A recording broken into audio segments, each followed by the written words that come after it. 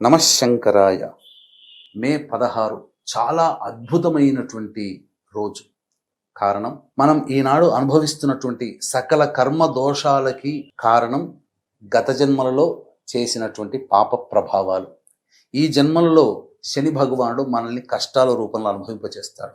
ఎవరైతే అధికంగా కష్టాలు పడుతున్నారో, ఎంత కష్టపడ్డా ఫలితం దక్కట్లేదో, అలాగే మేష, మిథున, కర్కాటక, సింహ, కన్య, వృశ్చిక, ధనస్సు, కుంభ, మీన రాశిలో జన్మించినటువంటి వారికి శని దోష నివారణార్థమై మే 16 రోజున ఉదయం నవగ్రహాల చుట్టూ శివాయ నమః అంటూ 27 ప్రదక్షిణలు చేసి శని భగవానుకి తైలాభిషేకము జరిపించి నువ్వుల నూనెతో దీపారాధన చేసి 8 నువ్వుల లడ్డూలు స్వామికి నైవేద్యంగా పెట్టినట్లయితే సమస్తమైనటువంటి కర్మదోషాలు, శని దోషాలు తొలగిపోతాయి.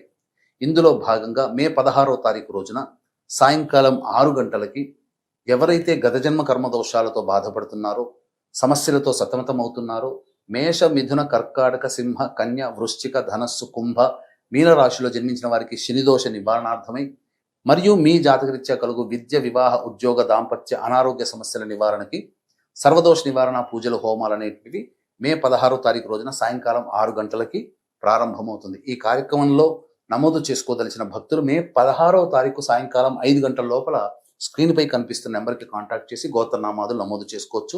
ఈ కార్యక్రమంలో నమోదు చేసుకున్నటువంటి వాళ్ళకి శక్తిపాతము చేసినటువంటి కరుంగలిమాల ఇవ్వడం జరుగుతుంది.